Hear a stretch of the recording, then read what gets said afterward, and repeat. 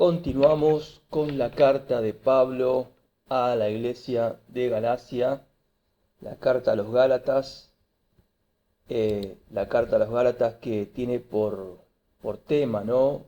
También como el libro de Romanos, la justificación por fe, ¿sí? Por gracia, no por ley, ¿ah? Que es la finalidad del Evangelio, ¿sí? Pablo había predicado y fundado la iglesia ahí en Galacia, y bueno, esa obra había sido muy fructífera, la gente había recibido el Evangelio de buena gana, se había convertido y aún habían recibido al Espíritu Santo a través del apóstol Pablo, y se habían hecho señales por su mano, sanidades, milagros, habían tenido un avivamiento espiritual sin precedentes ahí entre ellos, se habían convertido realmente en discípulos de Cristo.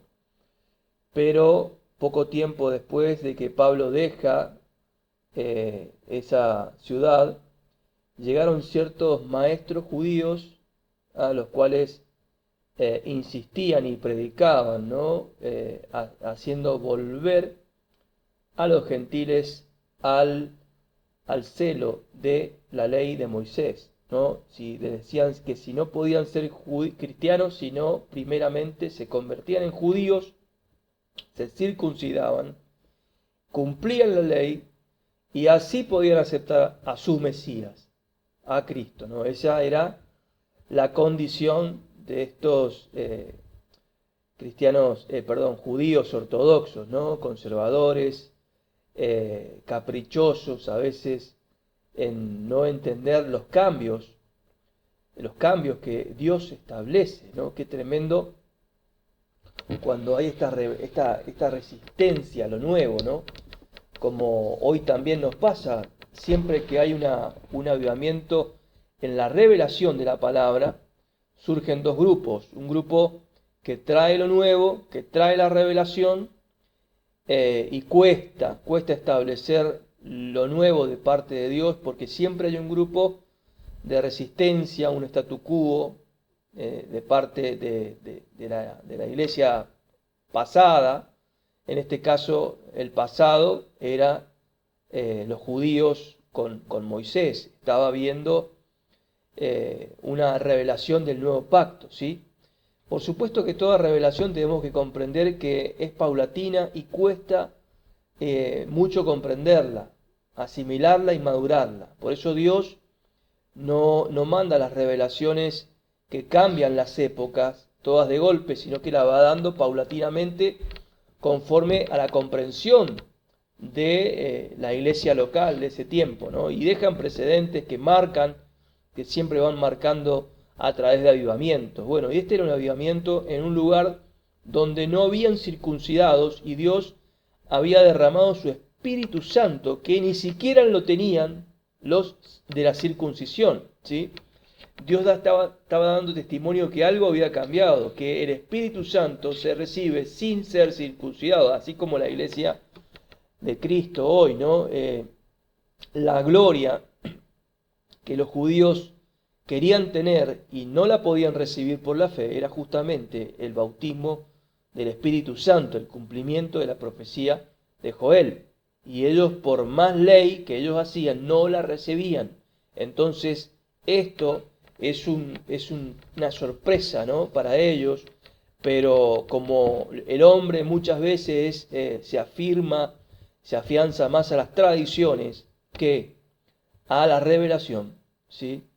Estuvo esta contienda. Y Pablo, bueno, celoso también, guerrero del Evangelio, él no aceptaba, ¿no? Volver atrás, sino que Pablo escribe esta carta reprendiéndolos a esta iglesia, ¿no?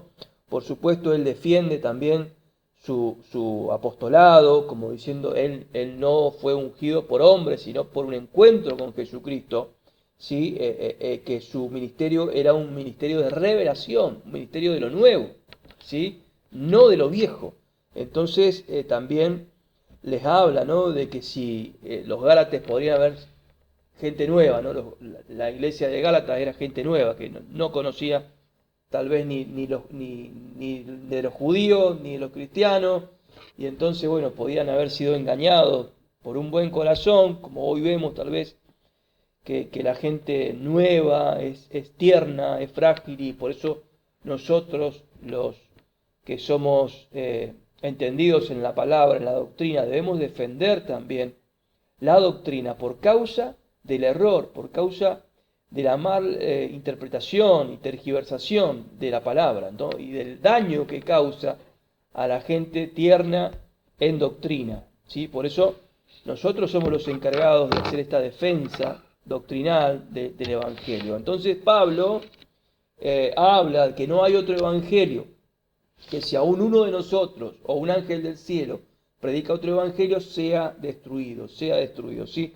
Entonces Pablo habla, ¿no?, de que él no tiene un mensaje humano, sino que uno que bajó del cielo. Bueno, la fecha de esta carta se calcula entre el año 48 y 45, él funda las iglesias, pero después en el 57, ¿no?, al término del tercer viaje misionero de Pablo, cuando él ya estaba fuera de Éfeso, ahí en Macedonia o Corinto, después de escribir la carta a los romanos, ¿sí?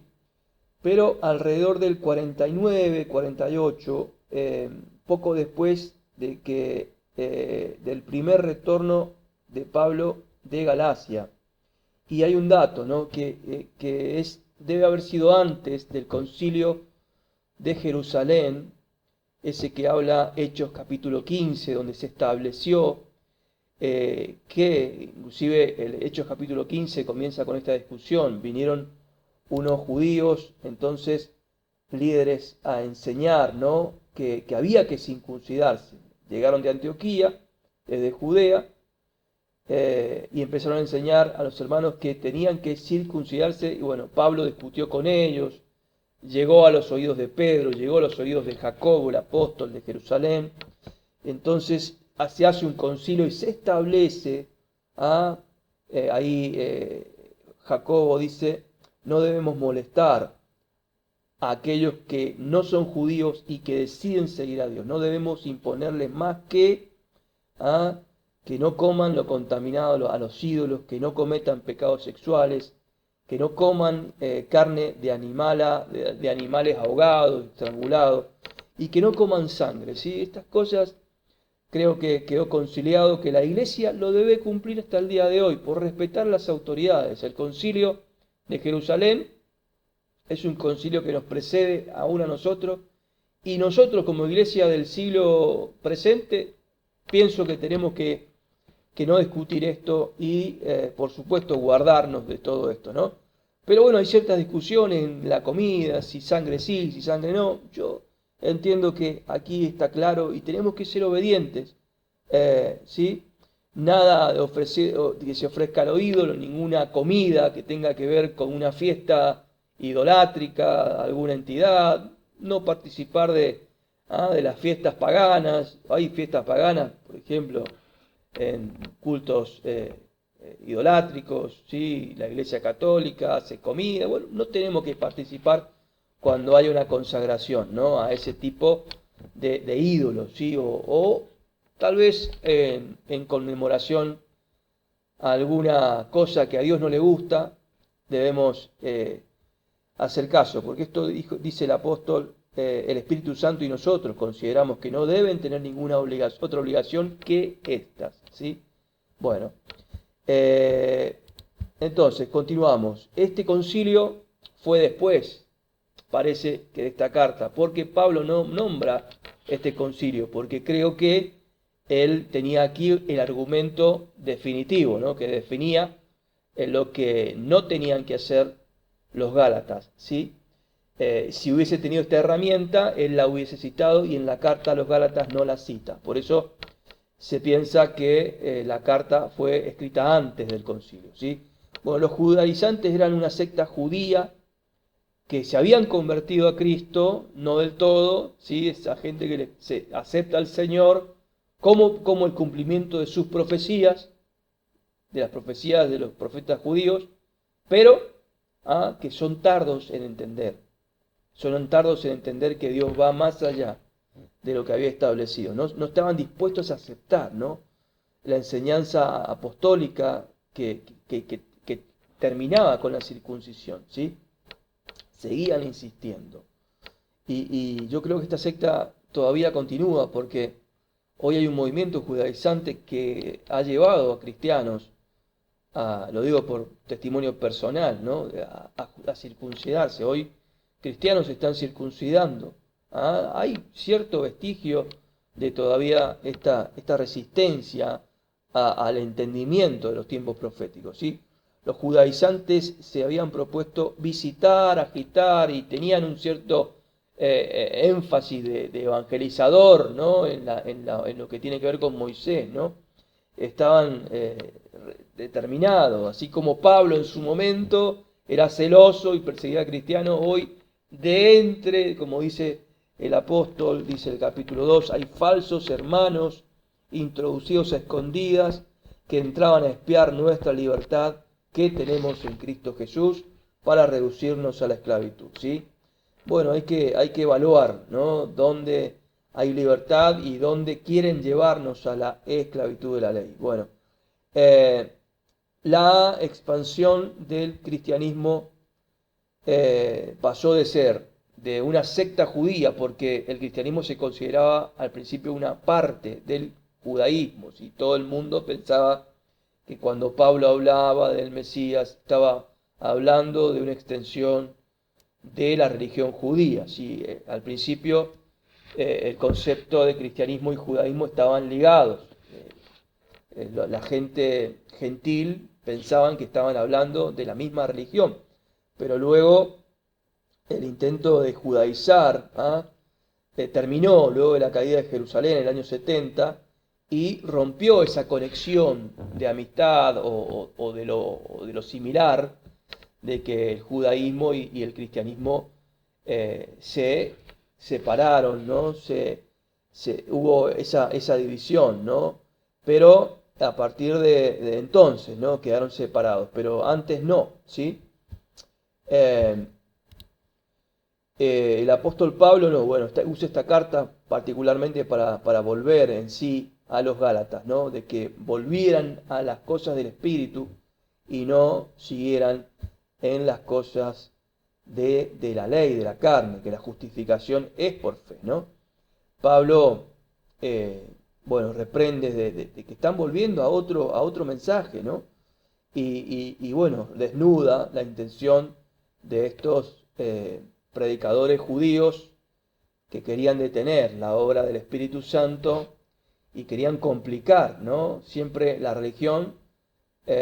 Sin el Espíritu Santo quiere complicar lo simple que Dios ha hecho la salvación. Lo simple que Dios hoy nos da para que hablemos de Jesús de una manera simple que tiene que ver con el arrepentimiento, con la santidad, con llenarse del Espíritu Santo y cómo el Señor va haciendo y capacitándonos cuando estamos arrepentidos, cuando buscamos la santidad, cuando nos llenamos sobre todo del Espíritu Santo, porque buscar la santidad sin estar lleno del Espíritu Santo tampoco se puede, ¿no? No se puede.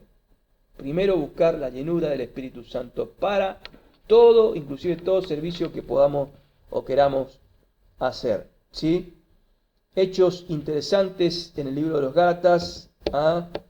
El capítulo 1 habla de que no hay otro evangelio. El capítulo 2, de que la justificación es en la fe por Jesucristo. El capítulo 3 dice que tenemos que estar revestidos, ¿no?, en Cristo, ¿sí? Y que tenemos que dejar de andar vestidos del viejo hombre, ¿sí? Y también habla, ¿no?, de que ya no hay ni judío, ni griego, ni esclavo, ni libre, ni varón, ni mujer, porque todos vosotros sois uno en Cristo Jesús, ¿sí? El apóstol Pablo todavía continúa con un espíritu de reconciliación.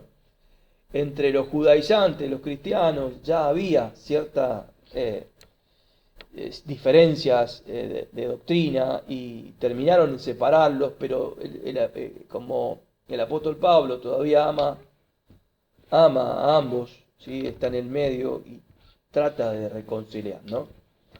Trata de reconciliar a través del amor, habla del amor en Cristo, ¿sí? Que, bueno, el Espíritu se recibe por fe, no por la ley, ¿sí? Les pregunta, ¿recibieron el Espíritu Santo por la fe o por la ley? ¿Ah? ¿O por las obras? ¿Hicieron algo?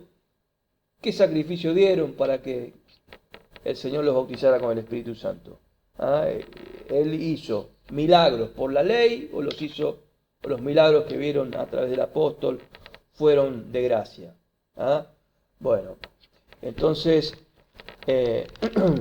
bueno, el capítulo 4 habla del cumplimiento de los tiempos, los lleva a hacer entender, ¿no? El tema de los tiempos proféticos, del cumplimiento del Mesías y lo que el Mesías desató luego del derramamiento del Espíritu Santo. El Señor desató libertad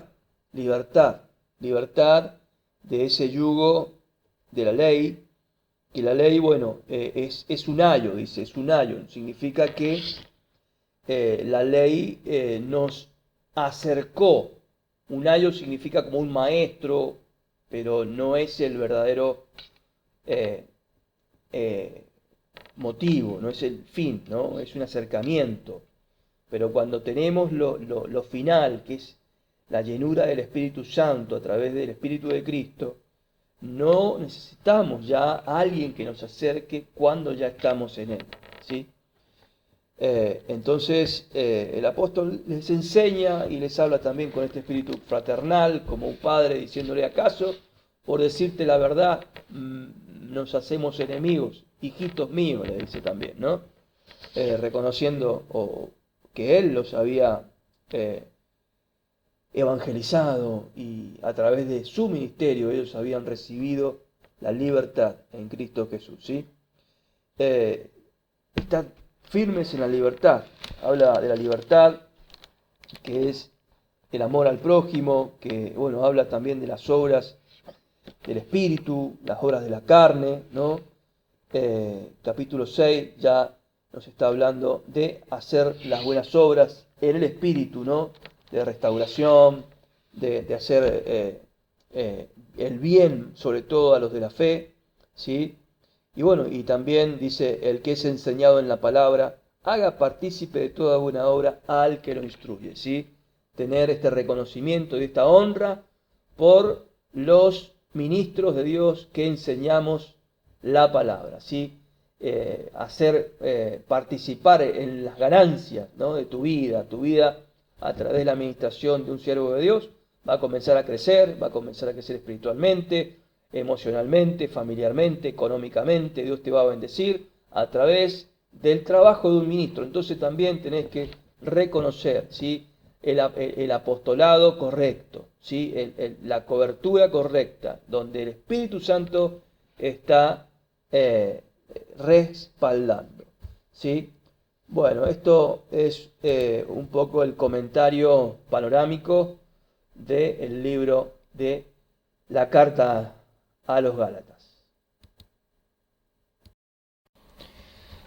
Bueno, la carta a los Efesios, la iglesia de Éfeso, del apóstol Pablo, se hace también con una intención de reconciliar, ¿sí? Y de establecer la unidad de la iglesia, ¿sí?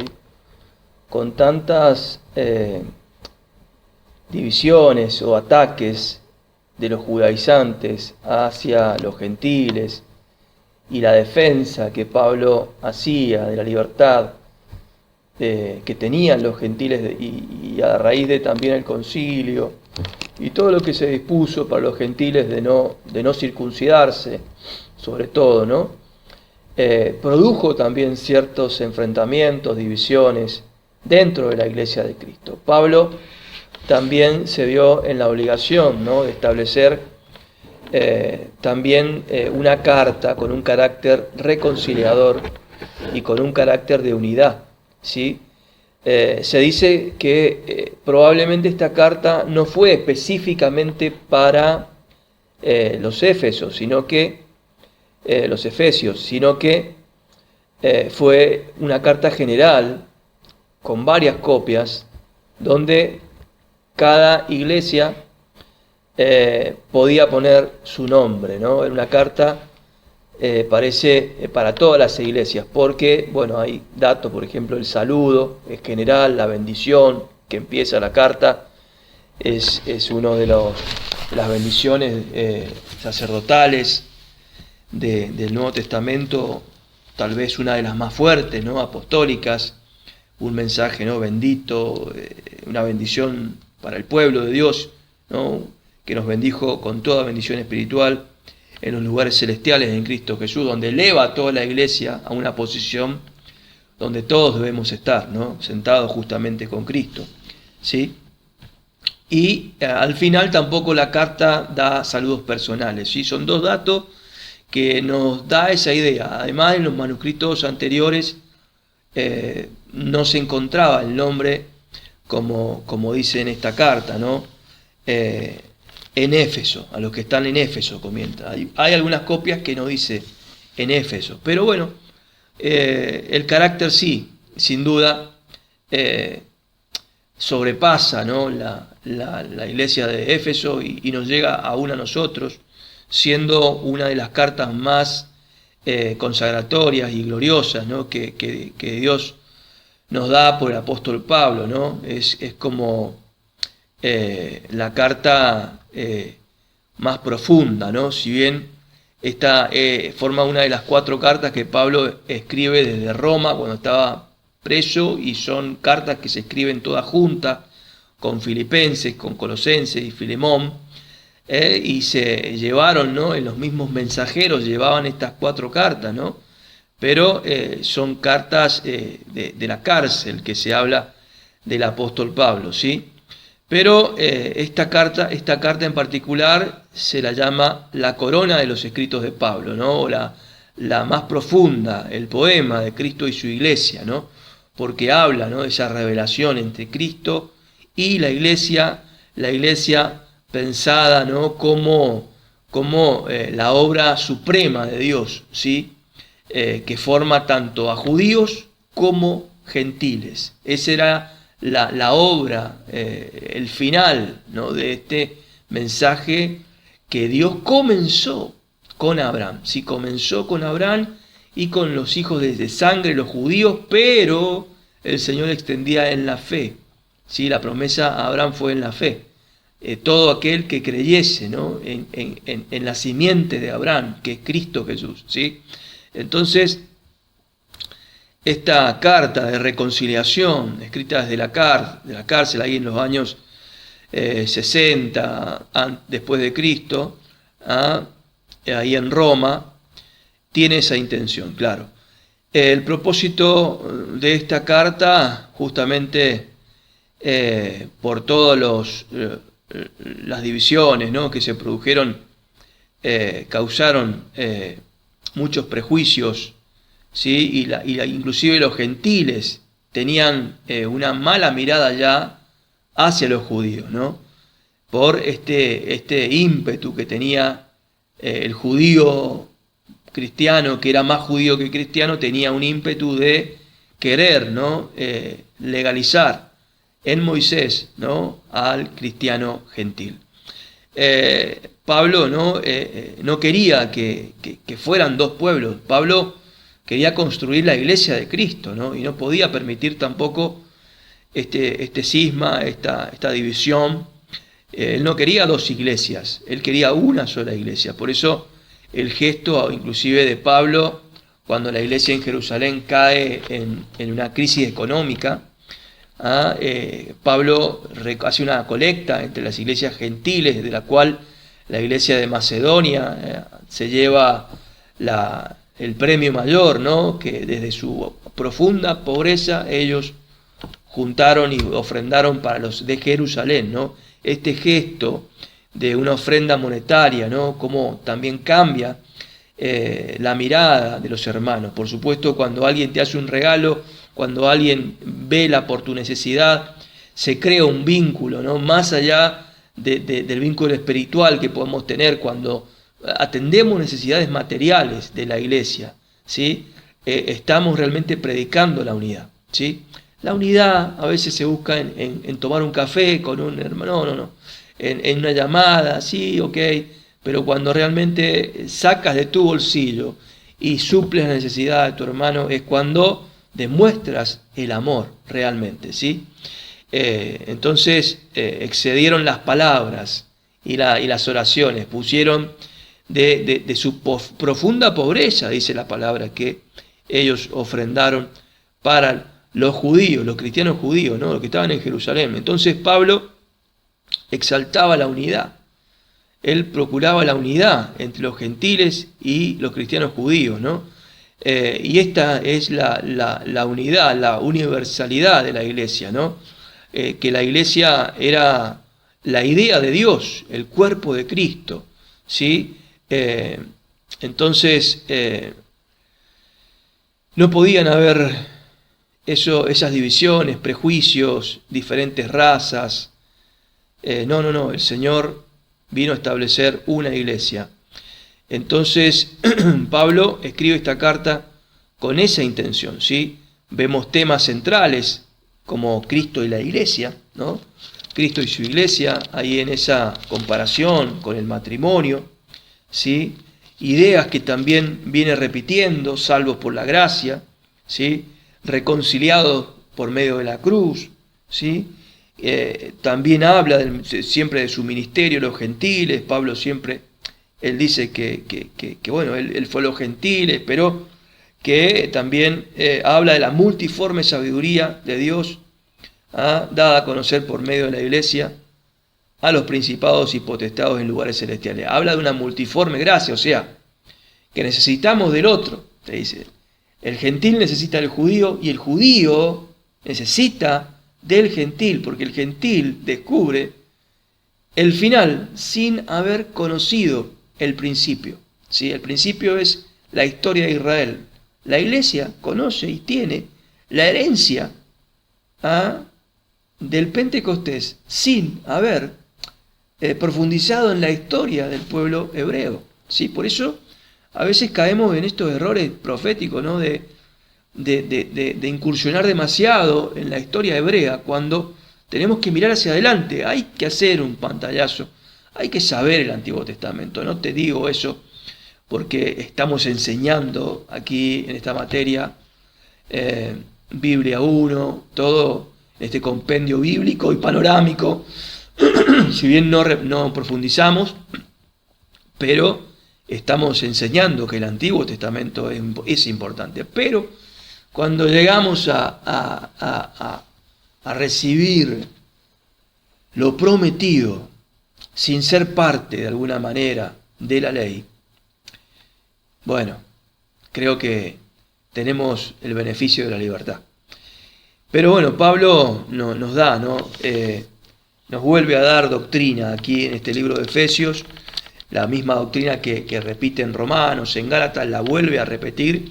Sí, habla del amor también, siempre el fruto del amor, pero comienza a hablar ya de una estructura de iglesia que tiene que ver con la unidad. Efesios 4 nos habla como la carta fundamental, ¿no? Del diseño de iglesia, de los ministerios, ¿sí? El diseño que él representaba, el diseño apostólico, ¿no? Dice, ¿no? La unidad del espíritu, el vínculo y la paz, un cuerpo y un espíritu, como fuiste también llamados de una misma esperanza de vuestra vocación, un Señor, una fe.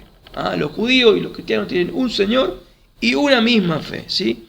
Un bautismo, un Dios y Padre de todos, ¿sí? La unidad en todos, y para cada uno de nosotros fue dada la gracia conforme a la medida del don de Cristo, y los dones que fueron repartidos tanto a los unos como a los otros, ¿sí?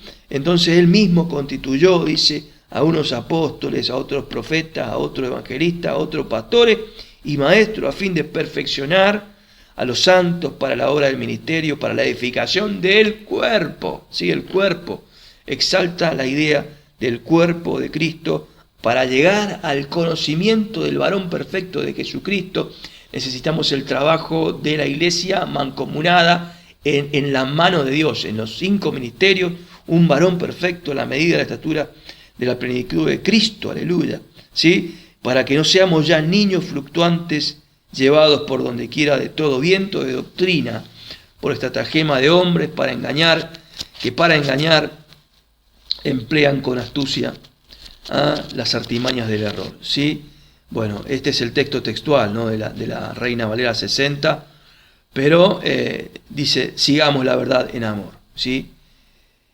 Todo el cuerpo bien concertado, unido entre sí por las coyunturas que se ayudan mutuamente según la actividad propia de cada miembro, recibe su crecimiento para ir edificándose en amor. El mensaje de unidad es el mensaje de la carta de Pablo a los Efesios, ¿sí? El Cristo y la iglesia, ¿no? Cristo como cabeza, la iglesia como cuerpo, ¿sí?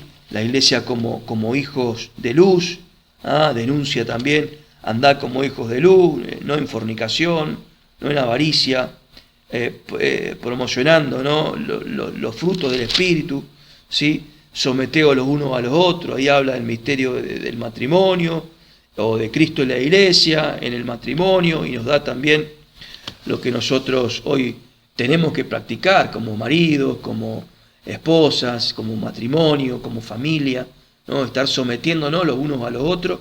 Y esto quedó como una jurisprudencia, ¿no?, de un ministro de Dios, un precedente importante donde nosotros venimos para obtener el consejo apostólico, ¿no? El apóstol Pablo sentó en esta carta el Espíritu Santo a través del ministro, el apóstol Pablo, nos dejó esta enseñanza, ¿sí?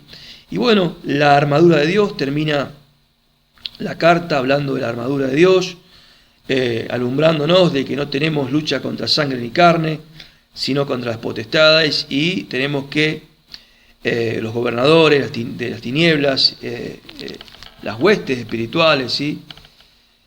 Y tenemos que estar vestidos de la armadura de Dios, ¿sí? La armadura de Dios. El apóstol, como siempre, cuando aprovecha, escribe una carta y aprovecha, como todo predicador, que llevamos a veces las marcas, ¿no?, de las luchas, pedimos oración, ¿sí? Así que el apóstol Pablo dice, oren y velen y oren por mí, como tal vez yo te pido, que estemos orando los unos por los otros por la obra de Cristo. Así que bueno, el mensaje de esta carta hermosa, que resumidamente te puedo hoy dar este comentario. La carta de Pablo a los filipenses, a la iglesia de Filipos, fue una iglesia que el apóstol fundó.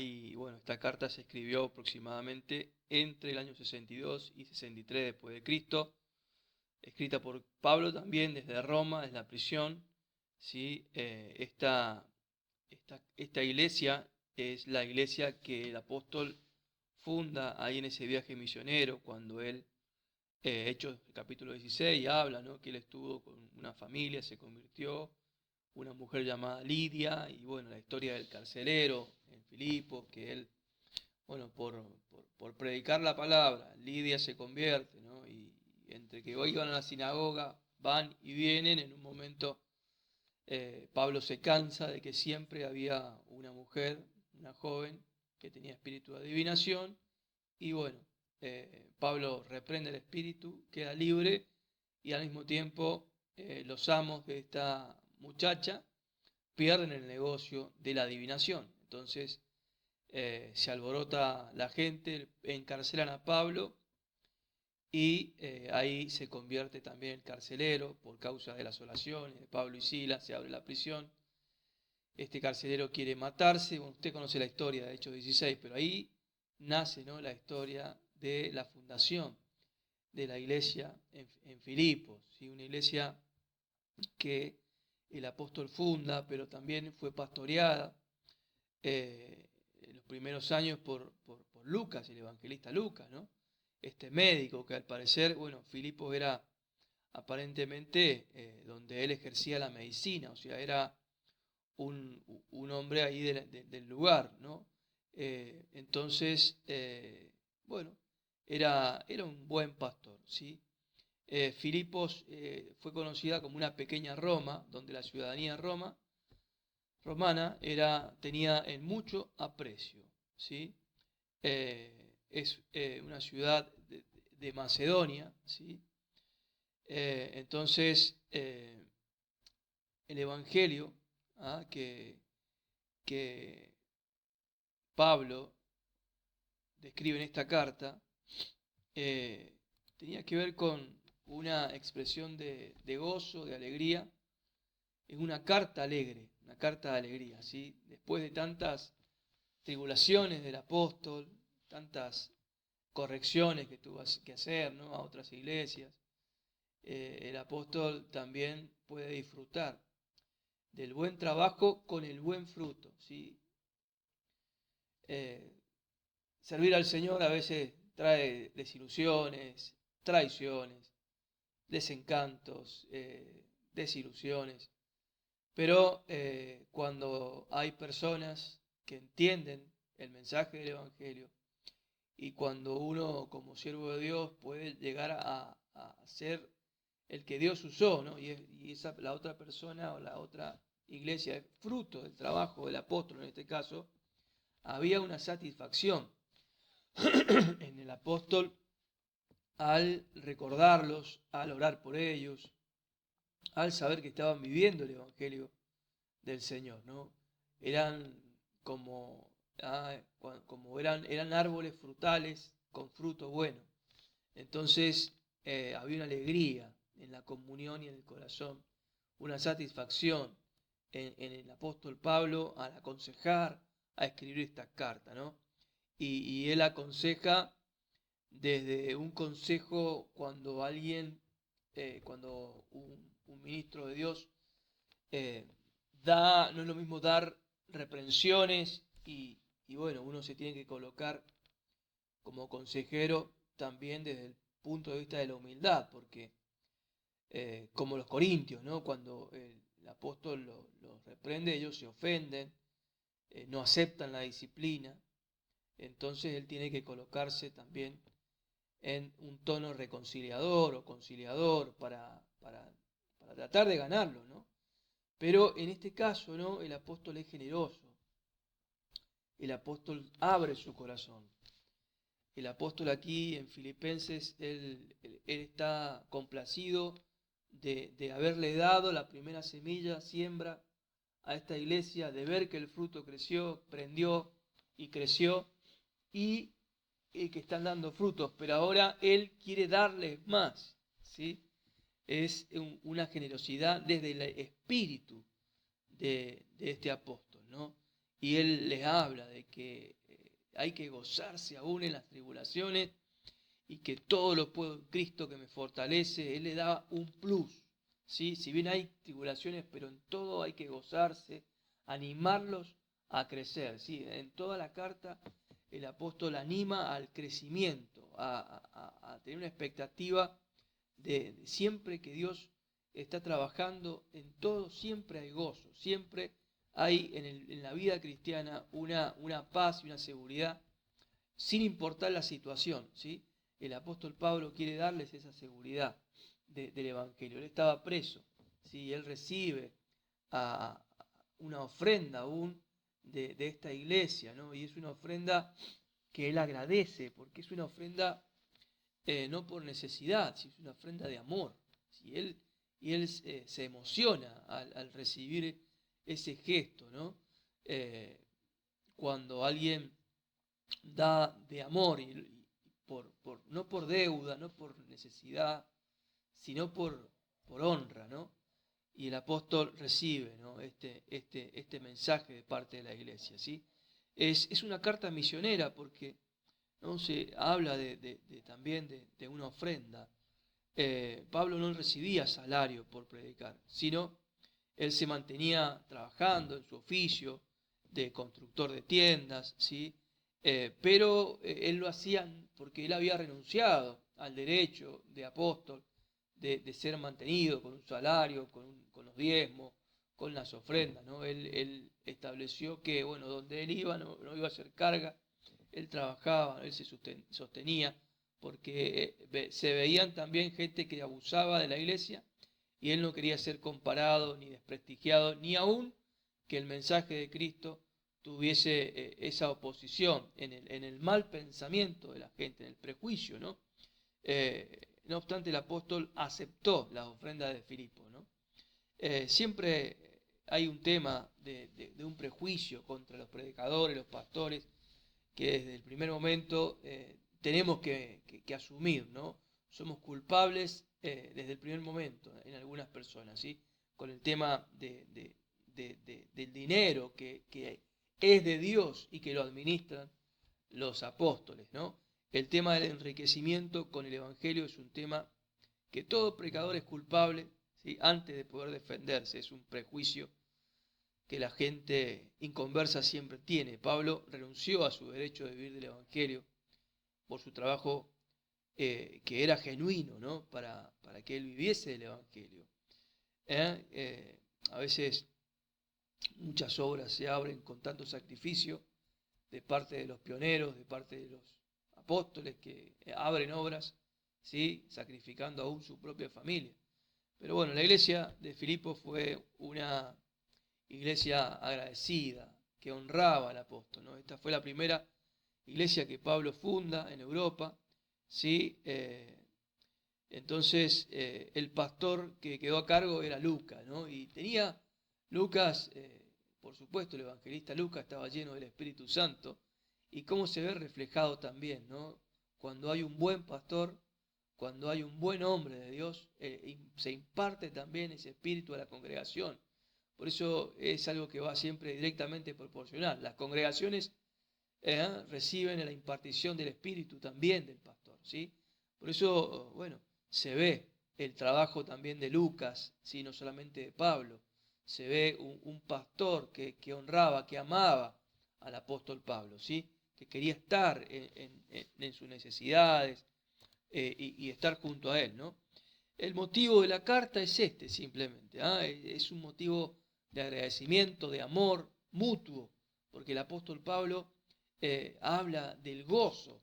En ese momento él habla mucho del gozo, ¿no? Porque él fue impartido por este gesto de amor de la iglesia, también de Filipo, a través de una ofrenda, en una ofrenda de amor, y él recibió el amor, fue más valioso, ¿no? Que el dinero que haya sido, ¿sí? Entonces el apóstol Pablo lo hace desde este sentimiento, ¿no? Ahí Epafrodito fue el que llega con la noticia, con la ofrenda al apóstol, ¿sí? Y Pablo comienza a escribir, ¿no? Esta carta en respuesta. Entonces él pensaba tal vez que se habían olvidado de él, pero no fue así. Recibe una grata demostración de amor. Seguramente, bueno, esta carta la escribe Timoteo mientras Pablo dictaba ahí en Roma. ¿Sí? Bueno, hay temas muy valiosos y textos muy hermosos que por supuesto este espíritu de gozo nos deja, ¿no? La predicación del Evangelio, la defensa del Evangelio, vivir como es digno en el Evangelio, ¿sí? También los enemigos, también repite la doctrina de la justificación, pero bueno, gozaos, regocijaos, otra vez os digo, regocijaos en el Señor, ¿sí?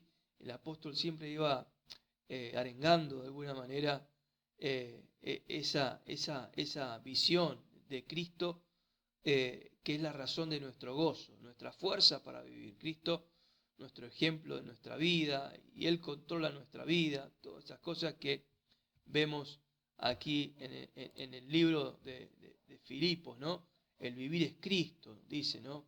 Y el morir es ganancia, ¿sí? Consejos hermosos que da a su iglesia hija de Filipos, ¿no? Solamente que os comportéis como es digno del Evangelio, para que, o sea que vayamos a vernos, o esté ausente, oiga de vosotros que estáis firmes en un mismo espíritu y combatiendo unánimes la fe del Evangelio, ¿no? Habla el ejemplo de humildad del Señor Jesús, que haya en vosotros el mismo sentir que hubo en Cristo Jesús, de la humildad, que siendo en forma de Dios no estimó ser igual a Dios como cosa que aferrarse, sino que se despojó de sí mismo, tomando forma de siervo semejante a los hombres, ¿no? Entonces Dios lo exaltó al Señor Jesús. Entonces Él habla, ¿no?, que nosotros y que esta iglesia, ¿no?, tenemos que tener ese mismo sentir, de ser humildes, de vivir con humildad, porque el Señor exalta a los humildes, ¿no? Entonces, la carta a los filipenses, ¿no?, es una demostración de gozo, ¿sí? Por lo demás, hermanos, gozaos en el Señor, dice. ¿Ah? Dice, pero cuántas cosas para mí eran ganancias, las he estimado como pérdida por amor a Cristo. Y ciertamente, aún estimo todas las cosas como pérdida por la excelencia del conocimiento de Cristo Jesús, mi Señor, por amor del cual lo he perdido todo y lo tengo por basura por ganar a Cristo. Texto tan importante para nosotros los cristianos, ¿no? Después dice, prosigo a la meta, no que haya alcanzado todo, no que ya sea perfecto, sino que prosigo para ver si logro asir aquello por lo cual también fui asido por Cristo Jesús. Hermanos, yo mismo no pretendo haberlo alcanzado ya, pero una cosa hago, olvidando ciertamente lo que queda atrás y extendiéndome a lo que está adelante. Prosigo a la meta, al premio del supremo llamamiento. ¿Sí? Después dice, hermanos, sed imitadores de mí y mirad a los que se conducen según el ejemplo que tenéis en nosotros, porque ahí andan muchos, de los cuales dije muchas veces, y ahora lo digo llorando, porque son enemigos de la cruz de Cristo. Bueno, palabras que merecen la pena a veces leerlas, ¿sí? Porque esas palabras son tan fuertes, tan significativas, que explicarlas no tiene sentido. Muchas veces leyéndolas, ¿no?, bajo esta comprensión de lo que el apóstol quería decir, ¿no? Mire lo que dice Filipenses 4, es hermoso. Así que, hermanos míos, amados y deseados, gozo y corona mía, estad firmes en el Señor, amados, ¿sí? No escatima palabras de amor, ni los piropos que un padre puede dar con los hijos obedientes, ¿no? Los hijos obedientes son los que traen alegría a los corazones, ¿sí? Entonces es un momento de refrigerio. El Señor dice, no quiero sacrificio ni ofrenda, quiero obediencia, quiero obediencia. ¿Cuánto saben eso los padres, no? Que hacer caso, obedecer, responder, crecer como corresponde, es una gran satisfacción para el trabajo de aquel hombre que pudo sembrar su vida, su tiempo, su esfuerzo, ¿no? Entonces, regocijaos en el Señor siempre. Otra vez os digo, regocijaos, dice el capítulo 4. Por nada estéis afanosos y aconseja, sino que sean conocidas vuestras peticiones delante de Dios en toda oración y ruego con acción de gracias. Paz y la paz de Dios, que sobrepasa todo entendimiento, guardará vuestros corazones y vuestros pensamientos en Cristo Jesús. ¿Sí? Y bueno, él habla también de la provisión que recibe esta ofrenda. Dice, en gran manera me gocé en el Señor de que ya al fin habéis revivido vuestro cuidado de mí. ¿Sí? Se volvieron a acordar de este apóstol que los ama tanto, de los cuales habéis también estabais solícitos, pero os faltaba la oportunidad. ¿Sí?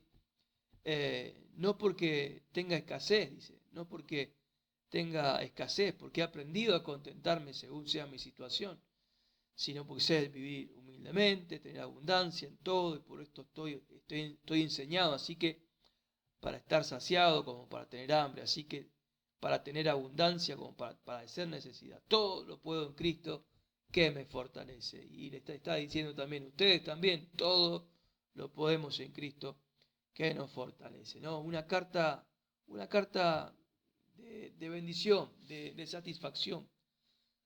Una carta donde los consejos están como en una sobremesa cuando hay una comida rica y estamos satisfechos, ¿no? Una carta familiar, una carta de amor, de admiración mutua, ¿sí?